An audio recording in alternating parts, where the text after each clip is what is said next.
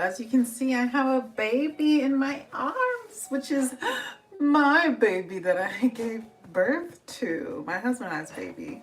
We're gonna give him credit too, because God did something beautiful with this one. He was just crying.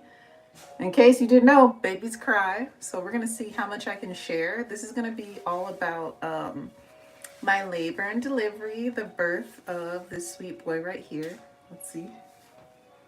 He gets mad if I show you his face, or he'll turn his head because he does that. I don't even know if you can see his face. Kind of, a little bit. Yeah, this is, let me face off. This is baby Jonah. Baby Jonah. So let's start with, labor and then the delivery. That's the order it goes in. Yes. Yeah, yeah, your papa's. Yeah, this is him. He's so sweet. Yeah, Papi, you see yourself? Yeah. Cutie. Okay, so labor. It was okay. Hold on. I have not told this in a little while. He is a month and today's the 18th. 4 days old. He's a month and 4 days old. Wait, hold on. I can't math. A month and 3 days old. Excuse me in my math. So he's still a newborn. He's still a newborn. You're still a newborn. Yeah. Yeah. Yeah, papas. You're being such a good boy. Okay. So my due date was May 10th. Okay. Oops. May 10th. He was born on May 15th. So it was May 14th, 2 a.m. to be exact, on May 14th when I started to have contractions that I could not sleep through. I've been having Braxton Hicks since like week 23, but they're like practice contractions and easy peasy, low pain level. No big deal, right? But I could tell something was different because I could not sleep through the contractions that I started having at 2 a.m. on the 14th, on May 14th. And I was like, oh my goodness. I was scheduled to be induced on May 15th. Fun fact. I was scheduled to be induced on the 15th. And I personally wouldn't have been induced that close to my due date, but I wanted my husband to have time with our baby. And so I was like, and he had to go back to school on the 27th of May. So I was like, well, if I wait too long, then my husband won't have that much time with, Jonah before he has to go back to school. Hold on, the AC just kicked on, which is loud. Hopefully you can still hear me. This is supposed to be a get ready with me as well, but I can't really start getting ready till I put homeboy down, which he's fully alert and awake. And if I put him down, he might start screaming. But like I said, that's what babies do. They cry, they scream. It's okay. So 2 a.m. the 14th. Hold on, let me turn this AC off. I'll be right back. BRB. Okay, stay right there. I'm coming right back. Let me turn off the AC.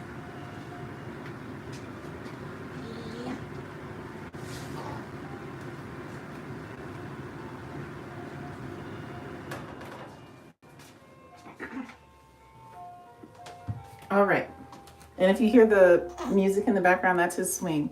You can see it right there, actually, swinging, because I'm hoping I can put him in there.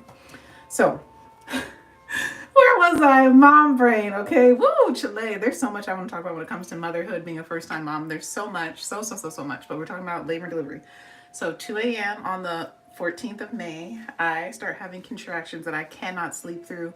And I was like, I'm just going to do my best to go back to sleep. I could tell they weren't, close enough to go to the hospital or anything. They weren't intense enough. My water had not broken. So I tried to rest. I really couldn't. So from 2 a.m., I did not bother my husband either, trying to wake him up. He was sleeping on the couch because he happened to be sick at this time. So it was not the best timing for him to get really sick, but he was okay. He's in medical school, so he's wearing his mask and like taking precautions to make sure that I can stay healthy, at that time and after, because he was sick for a little while. We don't know what he had, but it was crazy. So around, I think like 9 a.m. or 7 a.m., I don't know, I just kind of labored there by myself for like 5 hours or so. And I was like, okay, let me tell my husband, because at that point, my contractions, I was timing them, were 10 minutes apart. I think they were 10 minutes apart. In the hospital, was a 30-minute drive. It still is, not or was. Is a 30-minute drive away. So I was like, well, by the time we get everything situated to go, hopefully my contractions will progress and be closer together and I can get admitted. So that's what happened. I took a shower and everything and like got ready, and I noticed the shower started to slow my contractions down. And I was like, oh, I just wanted to be clean and cute, for whoever was gonna, be there delivering the baby. Hello. But it wasn't time yet. So we ended up going to the hospital anyway because they did start to pick up after I got out of, thank you. They did start to pick up after I got out of the shower.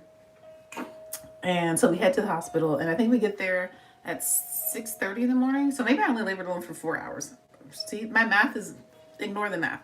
I just know we got there 30 minutes before the shift switched to new nurses. So they were like all at the labor and delivery station chilling, By that time, my sister's a night nurse, so I know how fatiguing, that's not even a word, how tiring it can be, exhausting it can be. So they're all at the desk chilling, and I noticed it's like dead silent. It's like nobody's in there delivering at that time. It was so silent, so peaceful, so quiet. And they check us in. Since I was scheduled to be induced, they're like, well, let's just schedule her or check her into the really nice room that she would be in if she came tomorrow to be induced. So that's what they do. It's literally directly across from the nurse station, and it was a beautiful room. It was so big. I was like, oh, this is really, really nice, because we did not take a tour or anything before. Like, honestly, with this whole pregnancy, I was kind of just like trusting God. Like, I've never done this before, but it's covered by my insurance. I'm just going to choose a place, do what, I was being told, and just, just leave it in God's hands, not worry too much about controlling every detail and aspect. So, room is beautiful. We're in there. Oh, bless you. Oh, bless you. Cute little baby sneezes. Bless you. Oh, yeah. Go to sleep, Papa. And, then my contractions go to 15 minutes apart. Then they go to 20 minutes apart. So you know what happens? Oh, they check how much I'm dilated. I was like 1 centimeter or half a centimeter at that time. I'm like, girl, we are discharging you. You are going back home. I was like, what? But we came all the way here, which, this is very common if it's your first time delivering. But we came all the way here. My contractions were, 10 minutes apart, 8 minutes apart, 7 minutes apart. I think that's as close as they got by the time we were getting in the car to go to the hospital. But she was like, you got plenty of time. She didn't have an accent, but I just wanted to use one. Come back when you're 511. Okay, so that's contractions that are 5 minutes apart, lasting for 1 minute for one full continuous hour. Oh. I'm talking about when you were born. Yeah. I'm talking about when you were born. So I was like, okay, so I get redressed, we didn't bring anything in because I had a feeling maybe I'll stay, maybe I won't. So my husband's super smart. He's like, let's leave everything in the car to see what they say. So thank you. So we get sent back home, and I was like, I have been praying not to be induced, okay? Because I've just heard a lot of, and if this is your experience, I'm not talking about your experience specifically, but in general, I've heard that being induced is very painful and like a lot worse than going into labor naturally. So I did not want to be induced, okay? It was scheduled for the next day at this point. It's 6:30 the day before. I'm supposed to be induced at, I believe, 9 a.m. the next day. So we get sent back home, okay? And for the next 14 hours, I was like, I'm going to do everything in my power to induce labor naturally and get Mr. Jonah to want to come out on his own. Yeah. So I was literally curb running. Like, I was on the curb, like running. I couldn't run that fast. I mean, I was 40 weeks and 5 days pregnant at this time. Well, technically 40 weeks and 4 days pregnant at the time all this is happening. I'm just running. I'm doing sumo squats. I'm doing all sorts of exercises, okay, to just like get this baby down and engaged. I'm on the ball. I'm doing my figure eights. I'm rocking. I'm shifting. I'm doing it all. I'm doing it. You know what I mean? With Mr. Jonah's dad.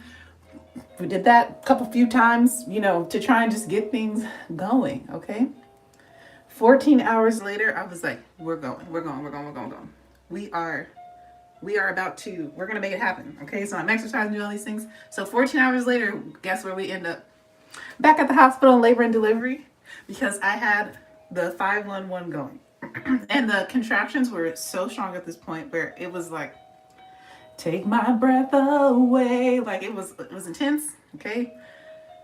I couldn't move. You can barely think. And I was like, even if my contraction times change, like it ends up going to like 7 minutes apart, 8 minutes apart, 9, whatever the case, they're so strong that I feel like they're going to keep me. So we're going to the hospital. Jonathan was like, all right, let's do it. Let's go. So we, for real, gather everything this time. And it was like 10:30 at night. So the front entrance is closed. You have to go through the ER, which that was an experience in itself. So we go through the ER, and it's funny. They're like, I was here earlier for labor and delivery. I'm already in your system. I filled out all the paperwork. I'm in active labor, I believe. And as soon as you say that, literally, it was kind of dramatic. I didn't think we needed to do all this. I could walk just fine. I just had to stop whenever I was having a contraction. But she like whips out a wheelchair and was like, sit down, we're going back. And then like super fast is pushing me through the hallways. I was like, okay, this is a little much, in my opinion. Like, I'm fine. You know, I could have walked, but it was a long, I don't even know how we got there from the ER to wherever labor and delivery is. I cannot tell you how to get back there. But Jonathan, again, left everything in the car because he wanted to see where I was first before bringing in the stuff. And because I told them I was in active labor, they didn't check him in officially. So that was a little situation. Yes. Yeah. Mm-hmm. Yeah. So they wheel me back there. Of course, I get admitted. Well, I get put in a room, and I was like, oh, this is a different room. It was on the other side of the hallway. It was smaller, but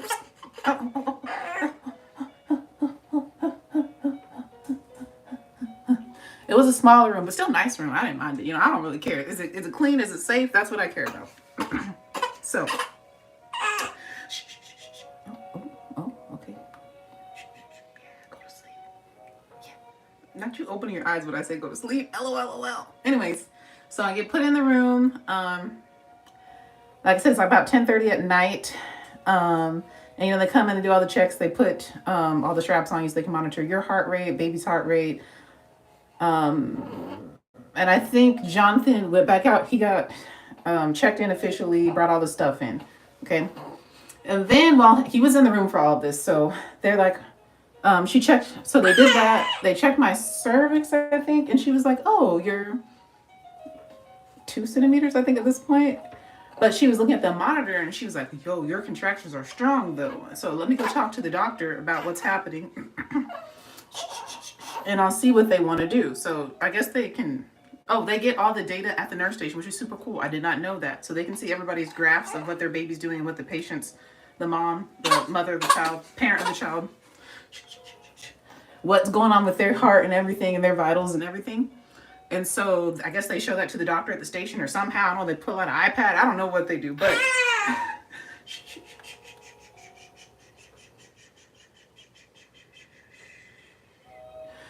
the doctor decided that I was progressing enough to be admitted. So I get admitted. You know, they bring out the wristband. You know, it's serious when they bring out the wristband and everything.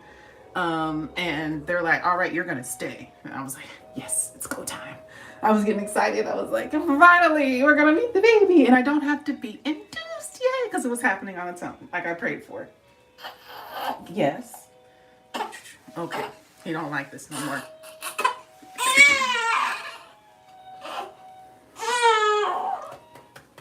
Okay. So, where was I? Oh, so I get induced. I'm not induced. I get admitted. So it's like official. Like I'm not leaving until after I have the baby. And Jonathan comes back, he has all the stuff. And then this is where the story starts to get real.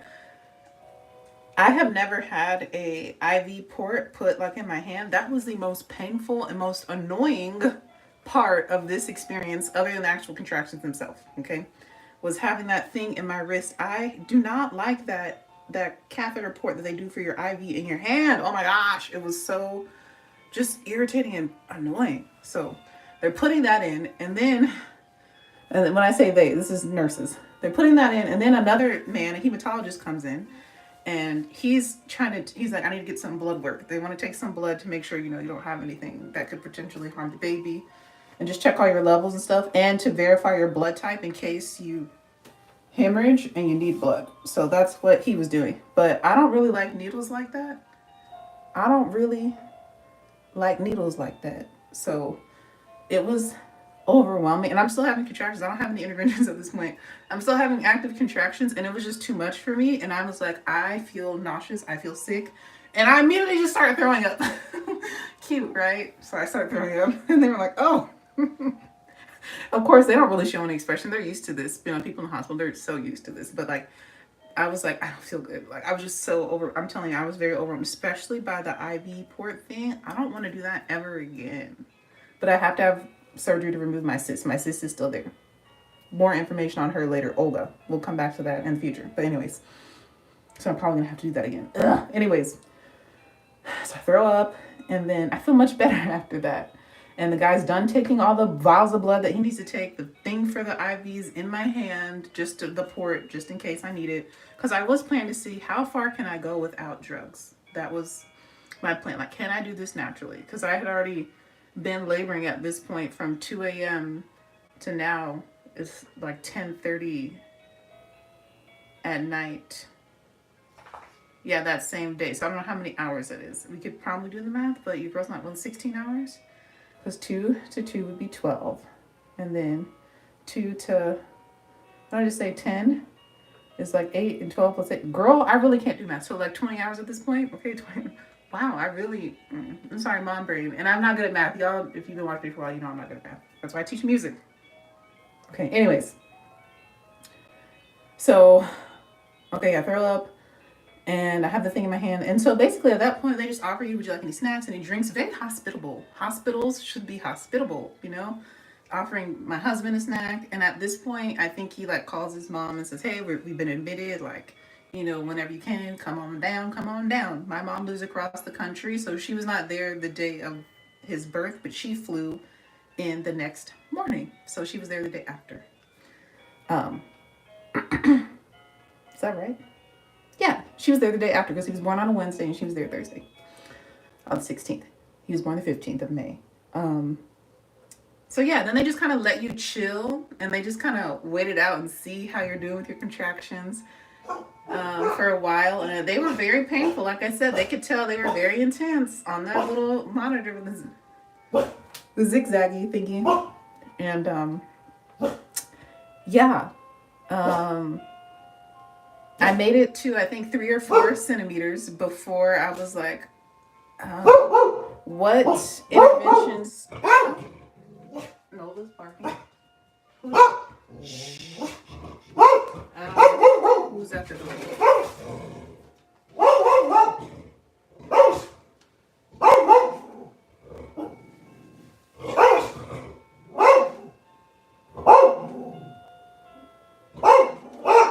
Excuse me.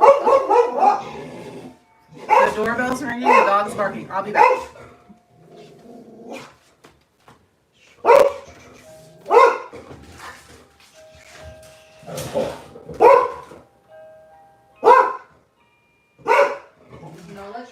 Nola. It's okay. They're not there.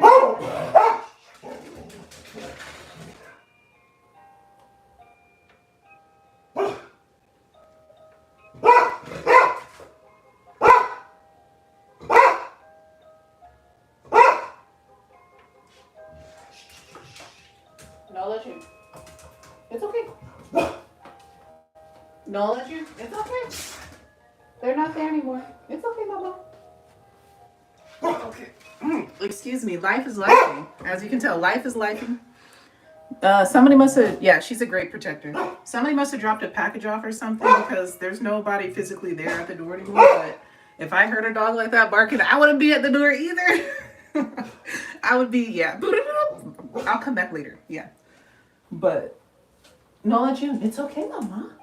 It's okay. Yeah, Vin, come on. Come on. It's okay, Mommy. So, oh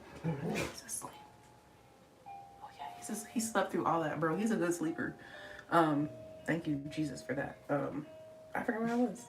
Oh, so I made it 3 or 4 centimeters, and I was like, okay, what other interventions do you have? You know, because I was trying to go without the epidural. And they were like, oh, we can give you morphine. And my husband, you know, he's medical school, and he's going to be a doctor. And he was like, well, morphine is a fast-acting, short It don't last long. I can't remember the phrase he used, but there's a phrase for it.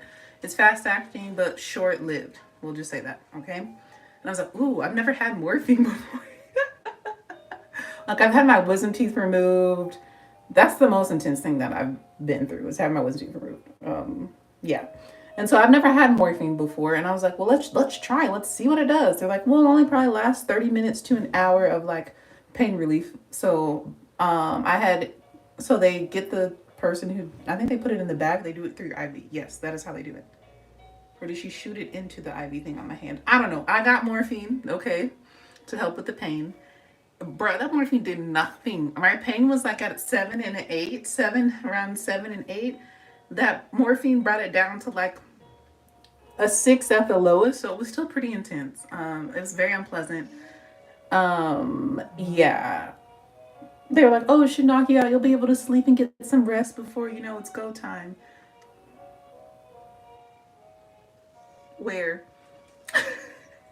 So after I get the morphine is when my mother-in-law arrives, and she's sharing her experience with morphine, and she's like, oh, every time I get morphine, I go right to sleep, like it knocks me out. And I was like, well, I'm still awake. I'm still feeling it, you know, mostly. And so I think another couple hours goes by. The morphine has worn off, and now my pain is like at an 8 at the lowest. Okay, we're not quite at a 10. Because I think at a 10 I'd be crying, but I was definitely like at an 8. And I had not cried this entire time, just so you know. I have a pretty high pain tolerance. I know myself very well. But to be in that amount of pain for who knows how many more hours, I was like, could I do it? Probably. Do I want to? No. So the lady's like, again, would she like an epidural? And at this point, I think I was now 4 centimeters or 5, 4 or 5. And I was like, yes. Yes, I do want the epidural. And they had warned me earlier, when you do say yes to it, it takes about 45 minutes to an hour sometimes for the anesthesiologist to prepare the materials and then actually make it to you, because there's other people that are, you know, laboring around you, and other people that need epidurals for other things. You know, they use it for other stuff, that kind of medication. And the anesthesiologist, he's got a lot going on. Mine was a man. So she's like, you might have to wait another 45 minutes to an hour. I said, okay, that's cool, but I do want to move forward and get the epidural. She's like, all right, cool. All right, we'll get that set up for you, and he'll be in here. We'll let you know when he'll be in. We'll give you like some check marks so you kind of know how much longer you got to deal with this pain. Great, great, great nurses. Love all of y'all. You are amazing. This hospital, amazing. 12 out of 10 recommend. Great experience. So, I'm like, where am I now? Okay, so fast forward, the anesthesiologist comes in, and they don't allow husbands at this hospital, or whoever your support person is, they don't allow them to be behind you looking at your back when the anesthesiologist is doing the epidural.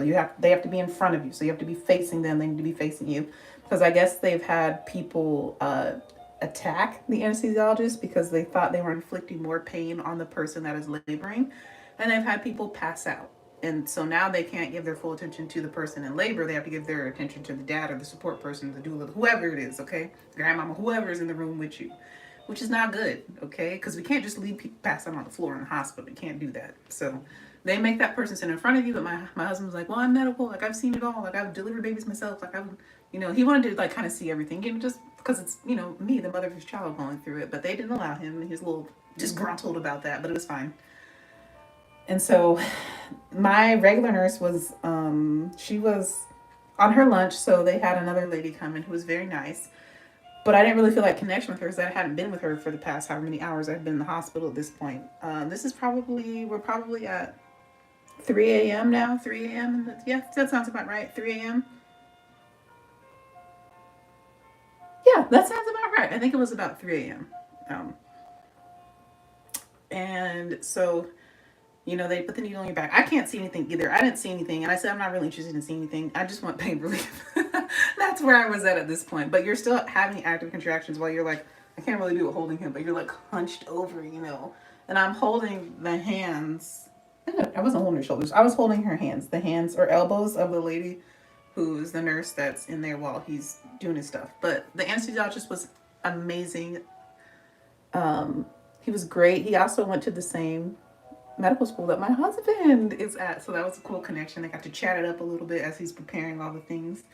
and taping up my back so it can stay a nice sterile environment, which that tape, I still had a little bit coming off like 2 weeks after giving birth. That's medical tape is sticky. That stuff is, we need to get rid of duct tape and use whatever medical tape that was that he used because that stuff stayed on me. Okay. I think I can put him down now and actually start getting ready. We're gonna try. So he's doing the epidural, and I was okay through it except for when I felt the first poke to numb me before the actual epidural, because you know I don't like needles. And I was like, okay, I was like, I'm breathing through it. I was breathing through the contractions all up to this point, you know, trying to manage. And I was okay because I wasn't crying, hysterical. I was not screaming, none of that. No yelling or screaming from me. I'm not that girl. No, no, no. And I remember, I think as he's putting in the epidural, I was like, I feel nauseous again. And so the lady was like, Jonathan, my husband, can you get the bag? Like, get the bag. When I was like, you know, I think I'm gonna be okay. I think I'm gonna be okay. And I didn't throw up that time, but I definitely felt the nausea coming over me. I just really do not like needles, okay? I don't like needles, even though I have tattoos, but anyways.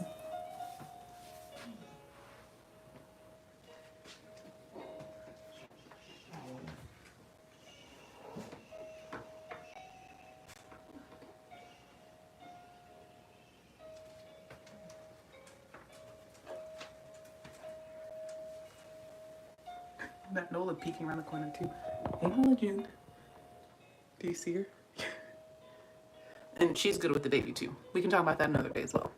Anyways, so let me fix my shirt. Sorry, y'all. Fix my shorts. So now I can actually start getting ready, which I have time, but I gotta move it. They do the epidural, and they're like, oh, it'll kick in like, I don't know how many minutes they said. I don't know. Maybe 30 minutes, you should start feeling like relief. And they're like, you can always push the button if you want more. Like, if you feel like you need more pain relief, push that button. The whole process was so smooth. After it actually kicked in, I was like, wow, I see why people do this. I see why people get the epidural, because I was able to sleep. So I think around like 5 a.m., I had taken a nap. You okay, Mama? You came in here, so you gotta figure out how to get back out, okay? I have like you can tell the swing is like in the doorway, so she's scared to like squeeze through. Why don't you just stay with us, Mama? See this thing. Yeah, just stay with us. Or you figure out how to get out. So around 5 a.m., I ended up taking a nap. My mother-in-law is there, my husband's there. Yeah, she figured it out. I think I took about an hour nap until about 6 in the morning. I did not push the button at all, which is why I think when we get to the actual delivery part, this is all labor still, why it went the way that it did. So I take a nap for about an hour, hour and a half. That was great. And I remember being like 6 and they were like, can we take your breakfast order? Or would you like breakfast? No, I didn't get to eat breakfast then. No. What happened? Somebody came in the room to ask me. I think they were going to say, we're going to check you again. So they checked me, and I think at this point I'm like still only 6 centimeters. So I didn't progress that much from centimeters from, you know, getting the epidural, all of that. And sometimes they say it can slow things down, but my contractions were still very, very, very, very, very strong. I was so grateful to God that I could not feel them though, because guys, I was having 4-minute, I need to start getting ready. I was having 4-minute long contractions. You heard that right. 4-minute long contractions. Think about if I did not get an epidural, how awful that would be. If I was already at a pain level 8 a few hours before this, no. That was too much. I was like, I'm not doing that. So yeah, she was like, oh, I'm just gonna let you chill out or whatever. And yeah, I really can't feel anything, but they can see the monitors, like I said, at their station. So they'll come in and just like ask you how you're doing, you know, offer you more snacks and drinks for everybody in the room. And at one point they come in and like, I'm going to check you in because your contractions are very intense and they're lasting really, really, really long. Let's see where you're at. And I think by this time, another couple hours had gone by, or another few hours. So now it's like, I want to say about 9:30 in the morning. And she was like, oh my goodness, you're 10 centimeters. So it's 9:30 in the morning. She's like, oh, you're 10 centimeters? Um, but we're gonna use the peanut ball and help get baby into a better station, because I think he was at this point a zero or -1. -1. That is it. He was at -1. So he's not quite engaged in my pelvis enough to start pushing or anything, even though I'm already 10 centimeters. So they're like using the peanut ball and like putting me in different positions just to help.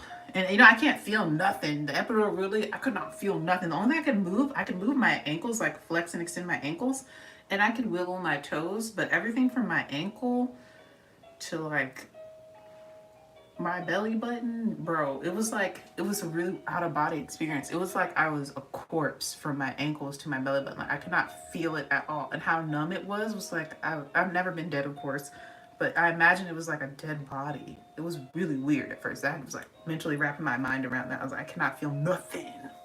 Really weird feeling, but grateful for that feeling because I couldn't feel the contractions. Well, I could feel the contractions, but I couldn't feel pain. Let me reiterate, because I did not push for more medicine. Okay, so I had the minimum for whatever my size is. I don't know if they do it based on weight and body mass and all that stuff. I don't know how they figure out how much epidural to give you. But I had the minimum amount because I never pushed that button, okay? So she's like, all right, you're 10. We're doing the peanut ball. She's like, all right, we're going to try this for a good like 45 minutes to an hour. They're like moving me, put the left leg over it, do this. Put this one, turn on this side, turn on the other side, do all these things. And then so like an hour goes by. So now it's like, I'm going to say maybe 30 minutes, 45 minutes. It's about 10, okay? Around about 10 a.m. And she comes back to check and she's like, baby's station 2. It's time to start doing some practice pushes. And then, you know, we'll get the doctor when you're crowning. So they start delivery. The nurses start it, and then they get the doctor when you're crowning, and then the doctor finishes the delivery. So I was like, oh my goodness, practice pushes. And so they're like, all right, we're gonna hold your leg like this. They're like explaining everything to you while they do it, which I love. They explained everything that was happening to me. I didn't feel like they were just doing stuff without me knowing. So we do a couple practice pushes. She's like, oh no, girl, we don't need to do any practice pushes with you. You're doing great. We're going to go ahead and let them know that you're ready to deliver. And one thing that I was thinking of when it came to pushing the baby out was I had been watching videos of different people's experiences and different women on here that talk about, like, you know, specialize in birth and all that stuff, and that are doulas and midwives and blah, blah, blah, blah, blah. And one lady, I can't remember who it was like, you don't want to push like you're pooping, because you're not pooping. We're not trying to. You want to push like you're shooting a tampon out, because that is where the baby is also going to come out of. And so that really stuck with me. So every time I was pushing, I was making sure I was pushing like I was, you know, trying to shoot out a tampon. I was not pushing through the back. I was pushing to the front. I have students that follow me on here and trying to be a little, you know, vague, even though it said I put not for kids. But most of y'all grown now. Y'all in high school and stuff. I graduated. But anyways, so that's what I kept doing. And they're like, wow, you're really good at this. Like, you're a good pusher. And I was like, they were like, all right, we're going to, you know, let the doctor know that we're about to start. Since my contractions were so long, the time in between was also really long for each contraction. So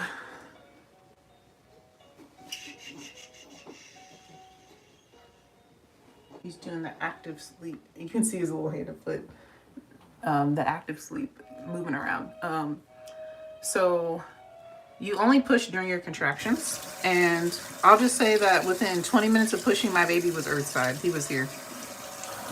Your girl wasn't playing games, okay? I wasn't playing any games. I could feel enough, but it didn't hurt because I didn't ask for more. I didn't push the button to get more medicine from the epidural. So I could feel, but it just didn't hurt. And it was like the perfect amount. Because I didn't over push. Because if you over push, it's a smaller space than what the baby is. So that can cause damage. I feel like everything just was so smooth and perfect. And I could feel the doctor. He was doing his best to make sure that I didn't tear. And he was great. The doctor that delivered my baby was super old. He's he's got to be minimum 75. Like, he was very, very elderly, but he did an amazing, amazing job. It's not my normal doctor, which I knew that was going to be the case. It was, such a positive birth experience. Let me tell you, I had such a positive experience. Like the way that he like was making sure, like to make sure that I didn't tear. Like I could feel him like moving around, like kind of stretching it as the baby's like as I'm pushing and he's coming out and stuff. And then he would tell me to wait and not push to make sure that my body had time to stretch before a larger portion of the baby came out. And it was so weird because I could feel the different checkpoints of his body as they were going from being in me to out of me. And so I could feel when it was like when I was crowning and the doctor actually came in, I could feel his head was like kind of like, you know, stuck, like like his eyebrows were out, but his eyeballs were not.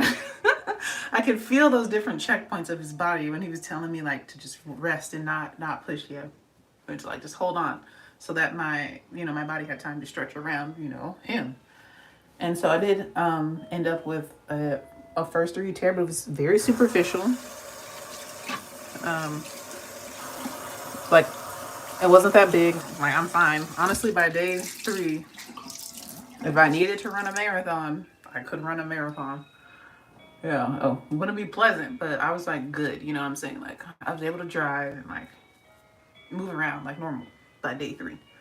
So yeah, I'm really, really grateful for how everything went. Like it was just such a pleasant experience. I'm grateful that I only had to push for a total of 20 minutes. I was not pushing for hours and hours and hours. I'm grateful that I didn't need to be induced. Like God truly answered my prayer, and I feel like it was such a smooth, beautiful delivery and labor experience. Like the support of my husband and just the fact that it wasn't so overwhelming to where I'm like screaming and crying and all that. I didn't want to be like, no offense to people who are like that, because it is painful. Like it is a lot. But for me, I just wanted a peaceful, smooth transition from I'm not a mom yet to now I'm a mom, my baby's here. And God answered my prayers. And I wanted everybody to be safe and healthy. And I'm healthy, my baby's safe and healthy. I'm safe, obviously. And it was just such a positive experience. And I wish, people shared more positive hospital birth experiences. It was so positive. I was like, I think I'll be back next year, guys. Let's do it again. And they were cracking up. Like, honestly, it already had me thinking about having another one because it just went so well. I know that I'm not guaranteed a smooth and safe, experience next time, but based on my first experience, would I do this again? Heck yeah. Yeah, totally. So yeah, I think that's all I have to share. Well, we'll talk a little more about delivery. So right after he comes out, it is 11:01 a.m. in case you're wondering.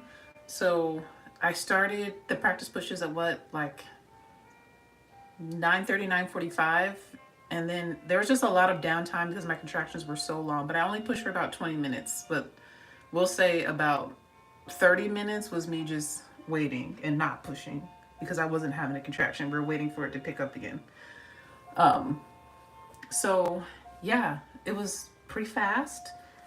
And right after he came out, they literally, like in the movies, they put him on my chest, and I was just like in like shock, honestly, in awe. I was like, first of all, I was like, in my mind, I was like, wow, he's really light. But most babies when they're born are super light. In case you didn't know, his dad is Mexican. I'm black, obviously. And it took a while for the melanin to start coming in. Even still, we're still waiting for it to fully come in. And he was 7 pounds, 8 ounces, immediately cried, and then also immediately pooped. Like right after he came out, he was like, I'm out. Okay, poops. So that was funny. Yeah. And then, they immediately, like, at this hospital, they're really huge on like breastfeeding and mother-child bonding. So, like, as they're literally sewing me up and my placenta is being delivered, there's a lady literally massaging my boob, teaching me how to hand express and like how to latch the baby. Like it was a lot going on in those first few moments. But after they kind of do that, then after they finish like sewing you up and making sure that you're not bleeding out and all that, like get your placenta out, then they just leave you alone with your baby. They don't even measure them or anything quite yet at this hospital, which I love. And they give you 1 hour uninterrupted time. Oh, they ask if you want any water or anything before they go. And they give you 1 hour, just you, your baby, and whoever's in the room. Which, yeah, when I got the epidural, because my mother-in-law was already there, they kicked her out. Whenever they have interventions that happen, they only want your one support person in there. Um, and if you had like a paid doula, like someone that you're paying to like assist you in your birth, then that person can stay too. But I did not have that, so only my husband was in there when I got the epidural. My mother-in-law had to leave, and then they called her back in when it was over. Which that whole process takes about 40 minutes of getting the epidural. Yeah, 45 minutes. Takes a little while. Um, I'm like, what moisturizer do I want to do today? Oh yeah, so she was in there for, yeah, all the pushing and everything and him coming out. And for the bonding time too, did they kick her out? Was she still in there? I can't remember. I think she was still in the room. Yeah, she was still there because she was taking pictures and stuff, which they're also a little strict about pictures at this hospital. You can't take too many. You have to ask before you do it, and they tell you when it's okay to do it. Which is fine. I understand. Like, you gotta protect yourselves. And people might have done something crazy. You never know. I don't know. You know, there's always a reason why. And so, yeah, they put it on my chest. It was shocking. Oh, yeah, the hand expression, the whole one, this random woman grabbed my boob. That was a lot. I was like, I'm not expecting that, but thanks for your help. That was wild in hindsight. I was like, what is happening? But, yeah. Then we just had 1 hour of just us, and it was just really sweet. Like, it was just a beautiful experience. Like, honestly, I'm so happy and delighted. Every time I think about it, it's just like all God. Honestly, how everything went. So amazing. I give him all the glory for my labor and delivery story. So yeah, I told you his name, told you how much he weighed. Oh, he was 20 inches long, in case you're wondering. I'm like, what are his stats from birth? Yeah, 20 inches, 7 pounds, 8 ounces. He's a boy. And his name is Jonah James Martinez Ishman. So for my former students who had Miss Ishman, that's my maiden name. My baby does have my maiden name. Oh, he's awake now. Hey, Jonah. Good boy. Yeah. Mommy's doing skincare. So, yeah. I think that's everything. If you have any questions, and let me know. I will definitely like do another live about like motherhood and what that's been like, and like bringing him home and all of that. And even just like the first day in the hospital. I was there for 2 nights. The night I was actually in labor, and then one more night, and then we were discharged the following day. Yeah, that's correct. Because I ended up there Tuesday night. He was born Wednesday morning, and then we left Thursday. Yep. So, yeah, I'll talk more about that and all the different things that happen before they let you leave. They're kind of strict about in another video. I just wanted to share that I had a very positive, like, amazing experience. I couldn't have asked for a better, like, delivery. Like, it's great. And healthy baby, healthy mommy. Yeah, we're happy. Yeah, that's all for today. I thought I would get further doing my makeup. But, I mean, unless y'all want to see it, should I just keep going or should I stop it here and restart? Oh, it feels so good. Like, I feel like I don't need a primer when I use that combination of products because my skin is so moisturized. It has a tap to it. But yeah, let's switch to my skin. Since, well, I'm going to keep going because I'm already here talking. Who knows when I'm going to have time like this again? Who knows when he's going to, you know, be this calm and let me, like, you know, have this much time. Especially now that he's awake. And some. So now my skin is dry after having him. Like, what the heck? I've never had dry skin on my face. So that's kind of why I don't really want to use a primer either, because all my primers are like blurring, smoothing, mattifying primers. And now my T-zone is legit dry. Like, I have flakies. It's like crusty. It feels rough and dry if I don't moisturize. Like right now I feel great because I just moisturized. But it's been really strange adjusting to that. Today for foundation, I've been testing out the new e.l.f. Soft Glam. I used it yesterday and it lasted really, really well. So let's use it again, honestly. It also has hydrating properties. So my shade is 64, which is a little bit dark, but it's Rich Neutral 64. I really like the shade, but it is a tad bit dark, so I'm going to use the same thing I did yesterday, actually. We're going to do that same shebang. So I'm just going to go in, I'm going to put a stripe on this side and a stripe on this side. And his dad is coming over tonight for me to work on his... Oh, okay. Alright, so that should be more than enough foundation. You can see the undertone matches me really well. I'm true neutral, but the shade is just a little bit deeper than my skin, but the undertone is perfect. So we're going to go ahead and blend it out with my Juvia's Place brush. Look at that, how it just blends into my skin. And I do have time. Yeah, I have time to put a little bit of eyeshadow. I want to do like one shade all over the lid. I'm getting ready to go to lunch with some teacher friends. And yeah, but I'll talk more about like me as a mom, like what kind of mom I would categorize myself as. But like I said, my child is 1 month and 4 days and I'm about to go out. So that kind of gives you a little hint that, well, I'll just speak a little bit on it here. Speak on it a little bit here. Wow, English is hard. I believe that children are an addition to your life. They are a gift.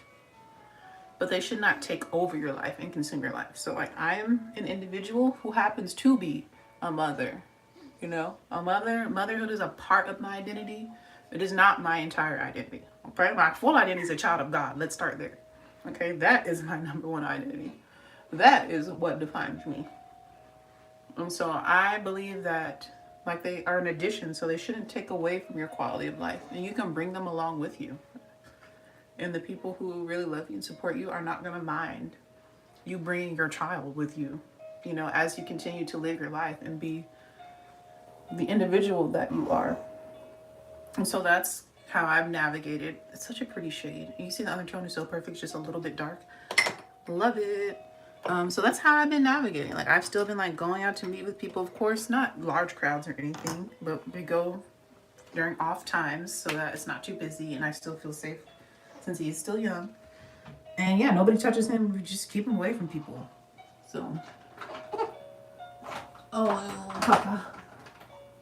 I'm going to go in with e.l.f. concealer. This is their camo concealer, the matte one in the shade Rich Chocolate. To help brighten it up. I'm about to pick him up. He's starting to cry. Jonah, JJ, it's okay, Papa. Did you poop? Kind of smells something. He might have pooped. But yeah, we're going to use this concealer. I'm just going to highlight with it to help brighten the foundation just a little bit. Even though I like the depth. Some here and here. Caw. I sound like a bird when I put this on. Oh, okay. Hey, JJ. Blend this out with a Real Techniques brush. Which this is their sculpting brush. Bless you. I think that was just sneeze. Bless you, Papa. Wait, are you grunting? I don't think those are sneezes. Still learning all his little baby sounds. So cute.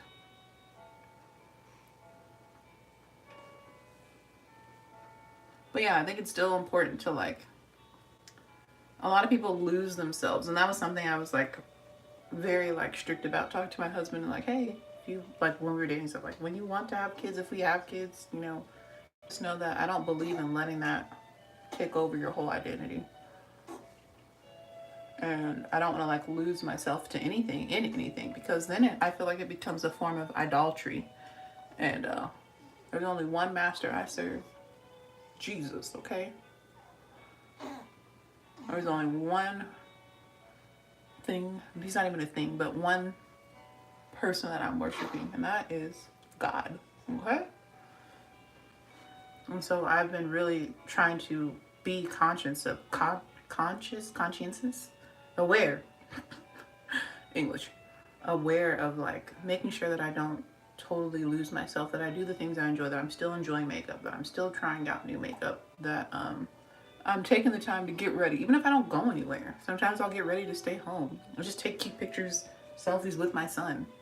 You know, creating memories, and just make sure that I feel good and look good.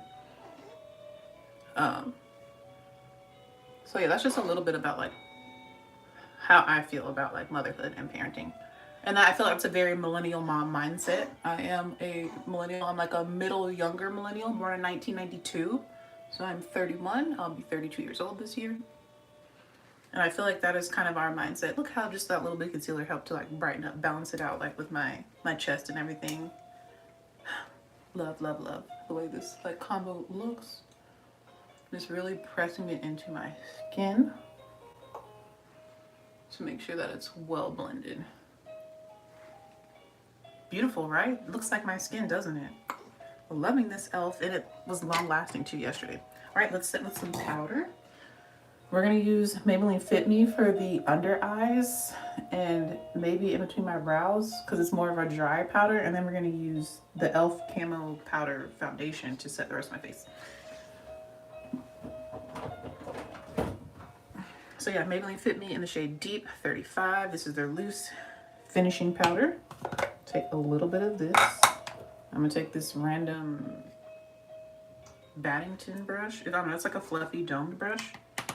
It picks up quite a bit of product, but we're just gonna go in and tap. This powder is on the lighter side, so I try not to use too much, but it's really good at setting. It says finishing powder, but I use it to set. There is a difference between finishing powders and setting powders if you didn't know. I'm not gonna explain all that right now.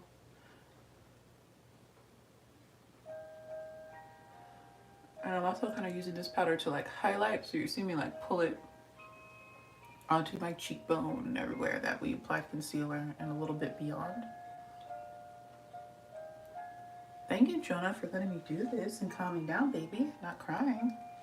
Usually if he can see me, he's good. Oh, thank you, thank you. I'm gonna pick him up when I'm done with my makeup to show you guys again for the people who came in a little bit later. But yeah, he's such a cutie. Of course, everybody thinks that about their child, but my child truly is muy guapo, right?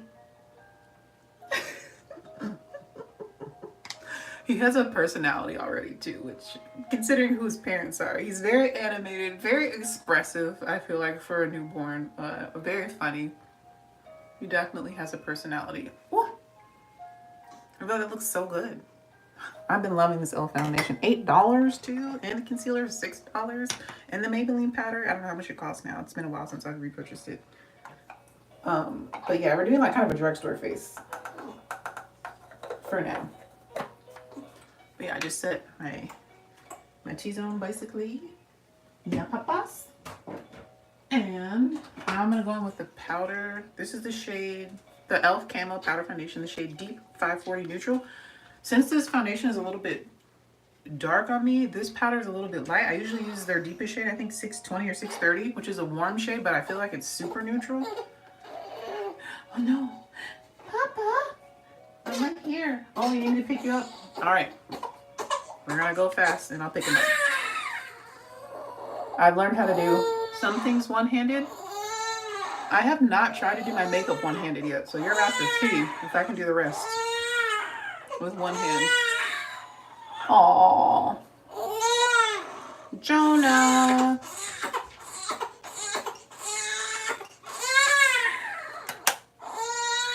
Alright, I'm just applying this all over. Alright, let's pick up the baby. Let's pick up the baby. Hi, Papa. Did you stink? There's no list to help too.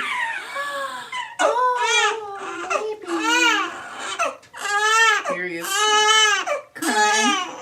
Oh. Yes, Papa. Yeah. Yeah.